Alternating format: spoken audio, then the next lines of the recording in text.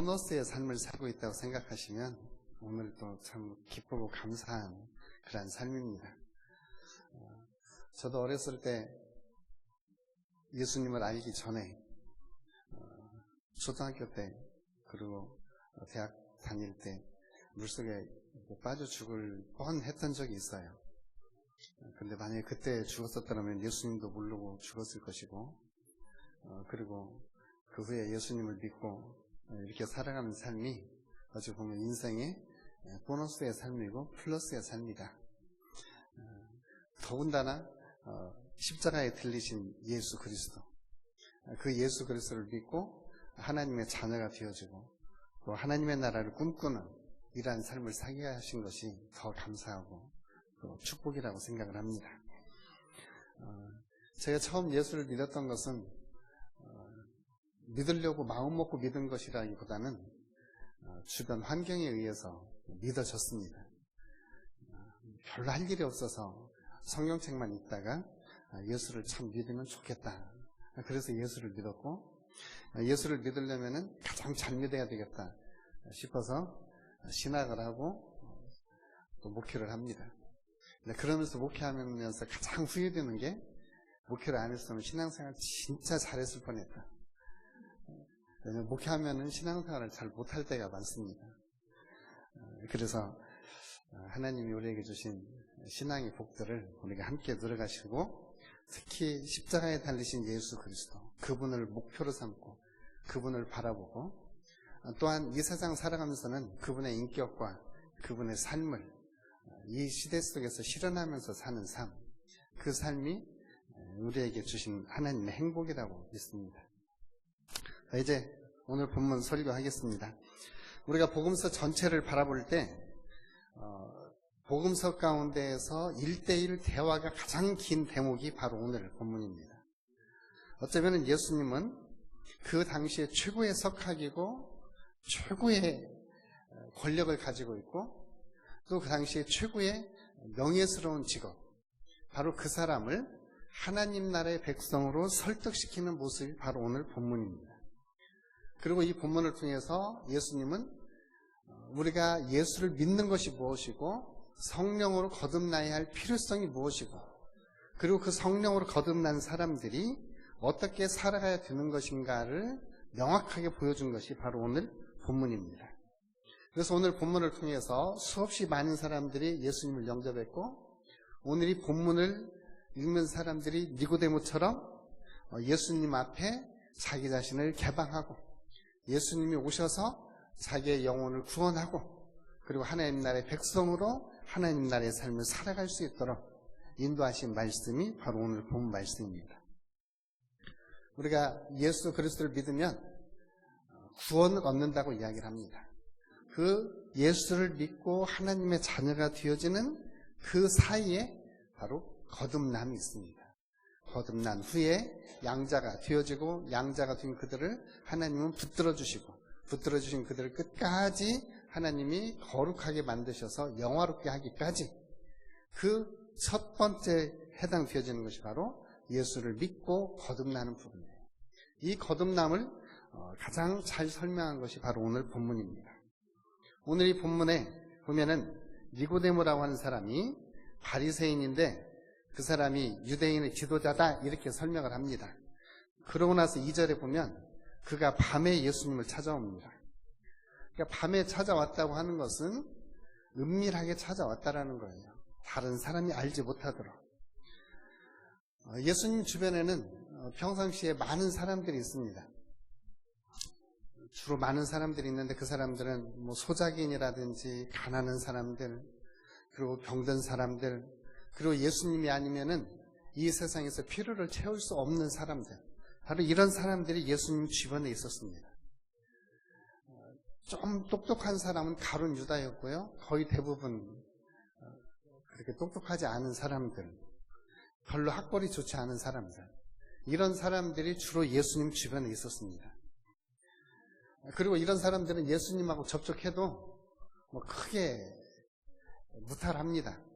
예수님하고 접촉했다가 오해받을 일도 없고, 또 예수님하고 접촉하면 얻는 것은 많이 있을지 모르지만 손해볼 것 없는 사람들, 이런 사람들이 주로 예수님 주변에 있습니다. 그런데 오늘 이 예수님을 방문했던 니고데모는 그런 사람이 아닙니다. 이제 우리가 시기적으로 보면 첫 유월절이 지난 후에 방문을 했어요. 첫 유월절에 예수님이 예루살렘 성전을 정결하게 하고 예루살렘에 한번 발칵 소동이 일어난 뒤에 저 예수 누구지? 하고 사내들인 공회에서 조사한 후에 예수님이 지금 예루살렘에 머무는 때에 니고데모가 방문한 거예요. 그런데 그것도 은밀하게. 그러니까 지금 예수님이 예루살렘을 한번 휘저어 놓은 후입니다.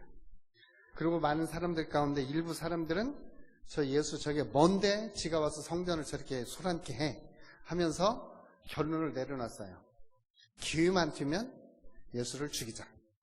이렇게 결론을 내린 상태에서 그 결론을 내리는데 최고의 권력기관인 그리고 그 일원인 니고데모가 예수님을 방문한 겁니다. 그러니까 예수님도 지금 어찌 보면 가슴이 철렁할 수 있죠. 왜냐하면 지금 예수님은 그래도 지식의 말씀의 은사가 있고 지혜의 말씀의 은사가 있기 때문에 사내들인 공유에서 예수님을 사형 판결 내린 것도 아실 것이고, 그리고 저 사람들이 예수님을 찾아왔으면 어떤 의도와 목적을 가지고 왔는지 예수님은 그 심중을 헤아려 알 거예요. 그러니까 예수님 편에서도 가슴이 철렁했을 수 있는 사건이에요. 뭐 저희들이 잘못한 것도 없는데 갑자기 경찰이 찾아와가지고 선생님 좀 뵙시다 하면은 잘못한 건 왜요? 하고 이렇게 물어보는 우리의 심정과 같을 것입니다. 물론 뭐 저희가 잘못한 것이 없으니까 당당하게 오셨으니까 차나 한잔 하시죠 이렇게 할 수 있는 여유도 우리가 부릴 수 있긴 합니다. 근데 이 밤에 찾아온 이 니고데모는 왜 밤에 찾아왔을까? 왜 밤에? 더군다나 유대인들의 지도자였고 존중받는 사람이라고 이야기를 하고 있습니다. 그리고 그 사람은 바리새인이라고 이야기를 합니다. 근데 바리새인은 유대인이 그 당시에 한 100만이 넘는 사람들이 있는데 그 중에 한 6천 명 정도, 그러니까 극소수죠. 유대인들 가운데 극소수의 바리새인들이 있는데 이 사람들은 성경의 다른 부분에서는 서기관으로 많이 기록이 되어 있어요. 그러니까 성경을 쓸 수 있고 성경을 읽을 수 있고 그 성경을 해석해 줄 수 있는 사람이 바로 바리새인이었어요. 그러니까 그 당시에 성경에 대해서 능통한 자라고 말할 수 있습니다. 성경에 대해서 잘 아는 사람이 바로 예수님을 찾아와서 이야기하고 있다는 것이 그 당시에도 잘 이해가 안 되는 부분이에요. 더군다나 니고데모 같은 경우는 부족함이 없는 사람이에요. 굉장히 부자입니다. 나중에 사도 요한이 기록해 놓은 예수님의 장례식 때 이 니고데모가 밤중에 찾아왔던 니고데모가 예수님의 장례를 위해서 몰약, 침향 섞은 것을 약 100리터쯤 가지고 왔더라. 근데 이 장례 비용이면 굉장히 값진 비싼 그런 장례식 비용입니다. 이것을 니고데모가 준비해온 걸 보면 니고데모는 부유했어요.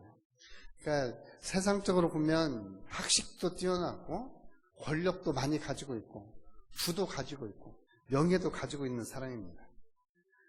이런 지도자가 예수님을 찾아온 거죠. 그리고 이 사람은 권력도 있었습니다. 사내들인 공의는 당시에 물론 로마의 지배를 받고 있긴 했지만 로마는 그 당시에 민족들에게는 자치권을 약간 허락했어요. 자치와 종교를 허락을 합니다. 그래서 이 사내들이는 정부의 권력은 없지만 유대인을 다스리는 자치기관으로서의 충분한 권력을 가지고 있어요. 특히 종교에 관한 부분은 사내들인의 다스림을 받게 됩니다. 우리가 사도행전을 보면 사도 바울이 대제사장의 공문을 받아가지고 다메섹에 있는 그리스도인들을 잡으러 가죠. 바로 이것은 사내들인 공유에서 다른 지역에 있는 유대인들의 종교까지도 다 관할하고 있다는 거예요. 그리고 이들은 종교 관할을 할 때에 어떤 메시아 같이 생긴 사람들, 아니면 종교에 있어서 센세이션을 일으키는 사람들이 있으면 그 사람들을 가서 조사를 합니다. 이름이 뭐냐? 어디서 왔냐? 그리고 물어보는 또 하나의 질문이 있어요. 너 그리스도냐? 세례 요한에게 물었던 질문 그대로 물어봅니다. 그렇게 해서 이 사람이 신성 모독하는 부분이 조금이라도 발견되어지면 가차없이 재판에 처할 수 있고 종교에 한해서는 사형 판결권을 가지고 있는 게 이 사내들의 공의예요. 그 정도의 권력을 가지고 있는 니고데모가 아주 이름도 없는 촌뜨기 나사렛 예수를 찾아왔어요. 이것은 그 당시로 보면 획기적인 뉴스입니다. 오늘날 비유하면은 이런 거에 해당될 수 있겠죠. 우리나라 삼권을 다 쥐어 흔들 수 있는 분이 전라도 시골에서 목회하고 있는 한 조그마한 교회 목회자를 찾아와서 제가 영적으로 어떻게 해야 살겠습니까? 하고 상담하러 오는 정도? 그렇다면 아마 난리 날 겁니다. 저기 옛날에 우리나라에 그 웃기는 에피소드도 있습니다. 방위선거를 거둘 때 어느 교회에서 방위선거를 많이 냈대. 그러니까 그때 최고의 권력자가 임자, 어찌 여기는 교회는 방위선거를 안 내는데 여기는 많이 냈어? 그러니까 한번 내가 가봐야 되겠구만 하면서 그 어르신께서 그 교회를 방문하자 이 소문이 나자마자 그 동네 모든 기관장들이 다 그 교회를 그때부터 출석해서 지금까지 한다잖아요. 아마 그런 일이 우리한테도 벌어질 수 있습니다. 그 정도의 권력을 가지고 있는 니고데모가 예수님을 방문한 거예요. 근데 이 니고데모가 밤에 갑니다. 왜 밤에 갔을까? 확실하게 이제 우리가 알 수는 없지만 밤에 간 이유들을 추측을 해볼 수 있는 것 가운데 하나가 본인도 바리새인이지만 다른 바리새인들의 눈치를 안 볼 수가 없었을 거예요. 지금 다른 사람들은 저 나사렛 예수 죽이기로 이미 결정 내놨어요. 이미 죽이기로 결정을 한 그 상태에서 나 혼자 가서 예수를 만난다고 하는 것은 굉장한 위험 부담입니다. 우리가 질병이 아직 우리 동네는 창궐하지는 않지만 질병이 창궐할 때 나는 죽으면 죽으리라 하고 나 오늘 예배 안 하면 나 그냥 천국 갈 거야 하는 심정으로 지금 순교자의 심정으로 여러분들이 오셨지 않습니까? 아마 니고데모가 그런 심정을 가지고 예수님을 찾아갔을 수 있어요. 물론 저도 합리적인 사람이라 굉장히 합리적인 사람이라 저도 안 나와야 될 분을 제가 미리 전화해서 나오지 말라고 했습니다. 좀 미리 격리한 분 미리 나오지 말라고 저도 미리 전화를 했어요. 예수님 찾아오는 것이 자기 동료 바리새인들이 볼 때는 이건 배신자가 될 수도 있고 그래서 밤에 아무도 모르게 예수님을 찾아올 수 있었어요. 또 하나 우리가 추측해 볼 수 있는 다른 부분이 있습니다. 이 사람은 성실한 유대인이에요. 낮에는 가서 공무를 봐야 돼요. 개인적인 일을 볼 시간이 없어요. 그러니까 공무를 다 끝난 뒤에 밤 시간에 예수가 누군지를 정말로 알고 싶어서 찾아왔을 수 있어요. 여러분들 볼 때는 어떤 것 같아요? 눈치 보느라고 저녁에 온 것 같아요? 아니면 정말 성실하게 낮에는 공의에서 공무원으로 일을 다 마치고 일 끝난 뒤에 이제 쉴 시간에 예수님 와서 영적 지혜를 배워야 되겠다 이래서 오신 것 같아요. 전자보다는 후자 쪽으로 이렇게 한 표 더 주고 싶은 마음이 좀 들죠? 그리고 실제 니고데모가 낮에 예수님을 와서 만날 수 있는 입장도 안 됩니다. 왜냐하면 낮에는 주로 예수님 주변에 누가 있어요? 버림받은 사람들, 질병에 걸린 사람들, 가난한 사람들, 이런 사람들이 예수님을 둘러싸고 있기 때문에 니고데모가 예수님 주변에 실제 접근하기도 쉽지가 않았을 거예요. 근데 그럼에도 불구하고 니고데모가 예수님을 꼭 찾아와야 될 이유가 있어요. 그것은 바로 3장 2절 말씀입니다. 하나님이 보내신 자, 하나님이 함께 하지 않으면 예수님 당신이 지금 하는 일은 보통 사람들이 할 수 없는 일입니다.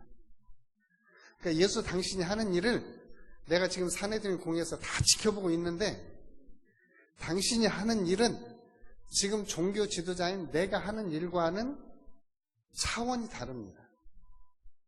당신이 하고 있는 일은 하나님이 보내신 자가 아니면 할 수 없는 일을 지금 당신은 하고 있습니다. 우리가 전통적인 종교의 관습과 습관을 따라서 지금 하고 있는 이 유대교의 이 종교가 아니라 지금 당신이 하고 있는 것은 우리 종교의 가장 근원이고 본질이신 하나님 그분이 직접 주관하고 있는 삶을 지금 당신이 보여주고 있습니다. 이러면서 예수님 앞에 나온 거예요. 그러니까 이 니고데모 편에서 볼 때는 이미 접수된 서류를 다 보니까 예수가 지금까지 우리 신앙에서 추구하고자 하는 가장 본질적인 신앙을, 본질적인 믿음 생활을 하고 있는 것을 니고데모는 깨달았던 거예요. 그래서 그런 생활을 나도 좀 배워야 되겠다라고 생각이 되어져서 예수님을 찾아온 겁니다. 그 예수님을 찾아왔을 때 예수님은 그 속을 다 훤히 들여다보셨겠죠. 그러면서 이 니고데모를 꾸짖지 않습니다. 왜냐하면 니고데모는 그 마음 중심에서부터 하나님을 향한 갈급함이 있었어요. 마음 중심에서부터 하나님을 향한 열망이 있었어요. 예수님은 그것을 보신 거예요. 그렇다고 해서 이 니고데모가 종교 지도자라고 해서 하나님을 바르게 믿고 바른 신앙생활을 하기 위해서 꼭 필요한 것을 감해주지도 않아요. 그가 종교 지도자의 자리에 있다고 해서 그에게 거듭나지 않아도 된다. 너는 정말 착한 사람이니까 이대로 살아도 구원받는다. 이렇게 안 합니다. 네가 아무리 착하게 살고 네가 율법에 따라서 성실하게 살아도 당신은 하나님 나라의 백성이 되기 위해서는 거듭나야만 합니다. 이 조건을 이 니고데모에게 제시를 합니다. 만약에 예수님께서 니고데모에게 당신은 정말로 관직이 있고요 착하고 성실하게 살았으니까 당신은 그냥 구원 받을 거예요 하면서 만약에 니고데모를 돌려보냈다면 니고데모는 코가 석자 빠졌을 거예요. 실망했을 거예요. 나는 내가 모든 조서들을 다 살펴볼 때 이 예수는 진짜 하나님으로부터 온 선생이었다라고 생각을 하고 그분에게 정말 무엇인가 영적인 갈급함을 채우고자 왔는데 그냥 예수님은 보편적인 이야기를 하고 났다면 니고데모는 실망했을 겁니다. 아무리 종교적으로 경건하고 아무리 그가 신앙적으로 착해도 반드시 성령으로 거듭나야만 하나님 나라에 갈 수 있다라고 이야기를 합니다. 그러니까 니고데모가 순간적으로 혼란스러웠던 거예요. 아니 이 나이에 내가 어떻게 엄마 뱃속에 들어갔다 나와야 합니까? 우리 전라도에 구전문학이라고 있습니다. 구전문학, 구비문학이라고 하는 건데 구렁당당 시신비 이야기가 있습니다. 혹시 구렁당당 시신비 이야기 들어보신 분? 네. 나중에 구렁당당 시신비 이렇게 한번 인터넷에 찾아보시면 이야기가 있습니다. 그 구렁당당 시신비처럼 엄마 뱃속에 들어갔다 다시 나올 수가 있습니까? 없죠. 그래서 예수님이 니고데모에게 영적 진리를 여기서 계시를 합니다. 봐라. 네가 육체로 난 것은 육이지만 네가 물과 성령으로 거듭나면 바로 새로운 생명을 가진 영적 생명으로 출생을 하게 되는 것이다.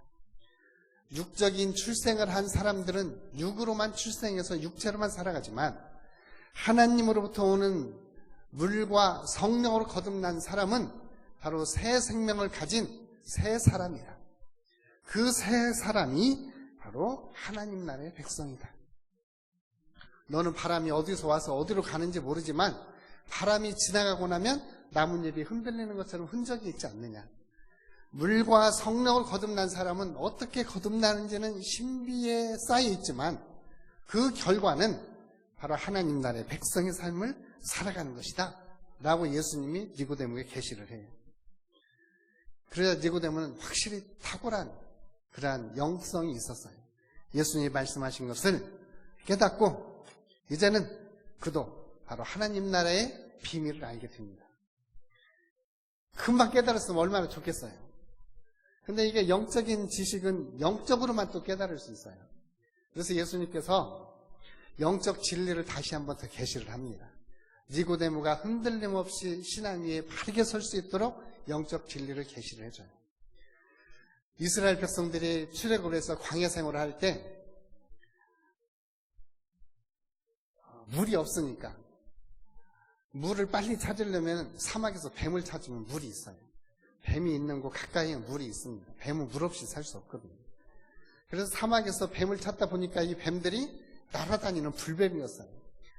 그래서 사람들을 막 물어제켜요. 그래서 많은 사람들이 뱀에게 물려서 죽습니다. 여러분들은 뱀에게 죽는가 안 죽는가 시험할 필요 없어요. 안 물리면 살고요. 물리면 죽습니다. 물론 독이 없는 뱀도 있기는 하지만 뱀에 물리면은요, 저기 앞에 논두덕에서 뱀에 물렸는데 저희 집이 진료소인데 그 진료소까지 못 와요. 통증 때문에. 그리고 거기서 나 죽겠네 하고 있어요. 그렇게 뱀에 물리면은 금방. 이 광야에서 뱀에 물린 사람들이 치료받을 길이 없어요. 그래서 모세가 하나님 앞에다가 하나님, 이 백성들 어떻게 하시겠습니까? 이 백성들 살려주세요. 할 때 하나님이 모세에게 내린 처방이 하나 있어요. 노스로 불뱀을 만들어가지고 장대에다 달아라. 그리고 장대에 달린 그 뱀을 쳐다보는 자는 다 나음을 얻을 것이다. 이게 바로 모세를 통해서 하나님 주신 처방이었어요. 그래서 모세가 그대로 순종해서 놋뱀을 만들어서 장대에 달고 장대에 들린 이 놋뱀을 바라보는 자는 다 질병에서 구원을 얻을 것이다. 이것은 니고데모가 잘 알아요. 그러면서 예수님이 거기에서 핵심 진리를 계시합니다. 바로 놋뱀이 장대에 매달려서 들려진 것처럼 내가 저주의 십자가에 들려지면 그것이 바로 너희들을 구원하는 하나님의 구원의 표시다. 놋뱀처럼 예수가 십자가에 들려지면 이것이 모든 인류들을 구원할 하나님의 칭호고 하나님의 표지다. 놋뱀이 들려서 그 놋뱀을 바라보는 자들이 구원을 받은 것처럼 십자가에 들려진 예수 그리스도를 바라보는 자들은 생명을 얻게 될 것이다. 하나님 나라의 백성의 생명을 얻게 될 것이다. 그래서 하나님이 세상을 이처럼 사랑해서 그 십자가에 들려질 예수 그리스도를 보내주셨고 그 예수 그리스도를 믿는 자마다 멸망치 않고 영생을 얻게 하기 위한 것이다. 십자가에 놋뱀처럼 들려질 예수 그리스도를 바라보는 자, 그들은 구원을 받게 될 것이다. 그들은 하늘의 생명을 얻게 될 것이다. 이것이 오늘 예수님께서 니고데모에 가르쳐진 진리의 핵심입니다. 그래서 오늘 우리들도 동일하게 니고데모처럼 우리의 마음속에 영적인 갈급함이 있을 때, 영적인 배고픔이 있을 때 십자가에 들린 예수 그리스도를 바라볼 때만이 우리의 영혼은 체험을 얻게 됩니다. 우리가 배가 고프면 음식을 먹어야 하듯이 우리의 영혼이 굶주렸을 때 십자가에 들린 예수 그리스도를 바라볼 때 예수님으로부터 우리에게 영혼의 양식이 주어지는 줄을 믿습니다. 예수님 우리의 영혼의 풍성함뿐만이 아니라 결국에 우리를 하나님의 자녀로 삼으시고 우리를 하나님의 빛 가운데 살게 하시고 우리로 하여금 변화된 심정을 가지고 하나님 나라의 백성으로 살게 하여 주십니다. 그래서 우리는 그 첫걸음 이스라엘 백성들이 광야에서 들린 놋뱀을 쳐다본 것처럼 십자가에 들려진 예수 그리스도를 바라보는 자들 그리고 그 예수 그리스도를 믿는 자들은 구원을 얻게 됩니다. 그래서 성경은 말합니다. 주 예수를 믿으라. 그리하면 너와 내 집이 구원을 얻으리라.